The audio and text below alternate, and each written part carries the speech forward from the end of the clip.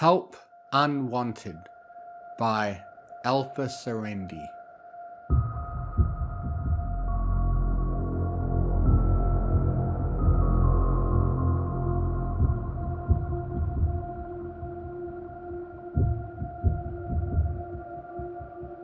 Fluttershy was no smaller than a filly when she found Bonnie. She had named her that because the fur on the top of her head had looked like a little bonnet. The key word being had, of course, because Bonnie no longer had any hair on the top of her head to speak of. But if her refusal to follow the "come when your name is called" command was any indication, she didn't go by that name, if any at all.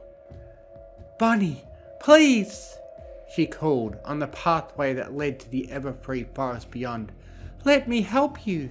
Your injuries. You need help." Bonnie continued, not once acknowledging the pony who called her. "Bonnie!" The cry was practically a squeal, a soft squeal granted, but high in pitch enough that it could qualify as one all the same. Fluttershy galloped after the creature, her eyes brimming with tears. "I want to help you. Why won't you let me help you?" Bonnie stopped, stared at the pony with no emotion in its one eye. But even with no emotion, Fluttershy understood the message loud and clear. "No! You'll die if you go into the ever-free forest, Bonnie. There are all sorts of dangerous creatures in there that will eat you up. You're no longer a predator, you're the prey." Fluttershy felt a few tears begin to fall, and she quickly wiped them away. "Look, let's get back to the cottage, okay? I can fix you right up, and you'll have a place to stay where you can get all better. Wouldn't you like that?" A head tilt, as though Bonnie was contemplating the offer, but it only lasted for all of 3 seconds, and she continued to plod down the path. "I don't understand. Why?" The words were a mere whisper on the soft breeze that blew. She ceased her gait, eyeing the creature as she shook her front paw, gazed at it, and then continued on her way. Without thinking, Fluttershy galloped. She bunched her legs up and took a mighty leap, landing right in the entrance of Everfree Forest.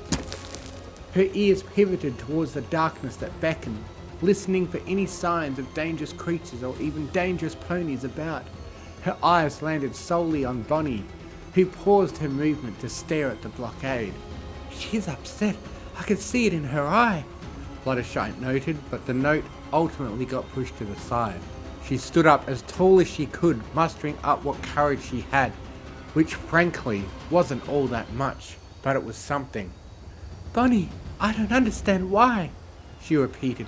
"Why are you ignoring me? Why won't you let me help you get better? Do you..."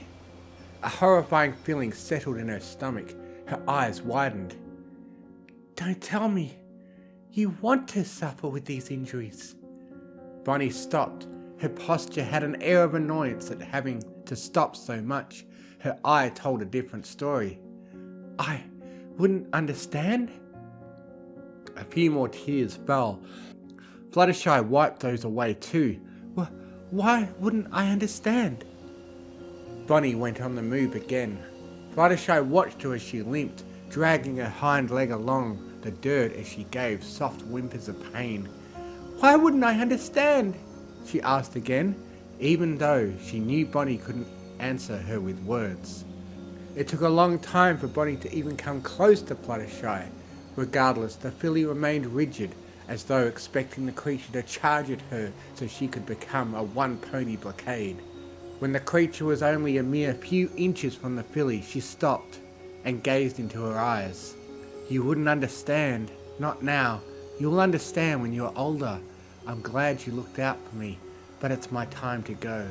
Bonnie made her way past Fluttershy with no issue and dipped into the ever-free forest. The filly turned and simply stared after her, her mind too busy processing what the creature had said. When the disappearance finally hit her, she sat in the dirt and cried.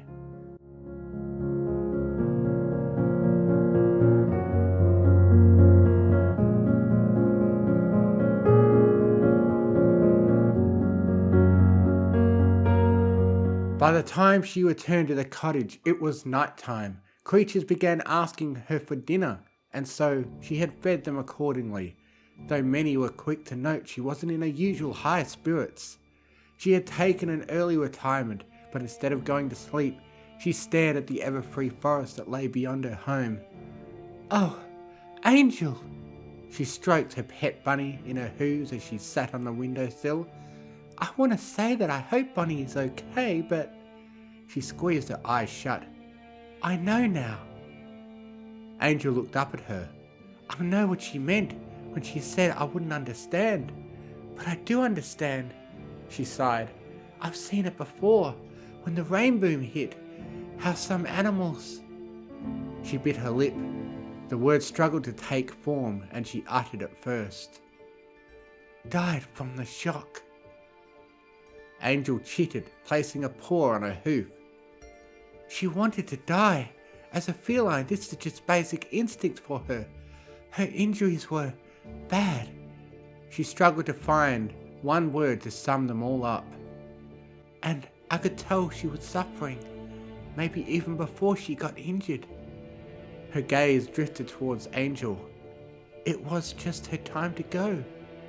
The little bunny hopped onto the floor and bounded to the bed, giving inquisitive chitters as he pointed to it. "Oh," she tilted her head.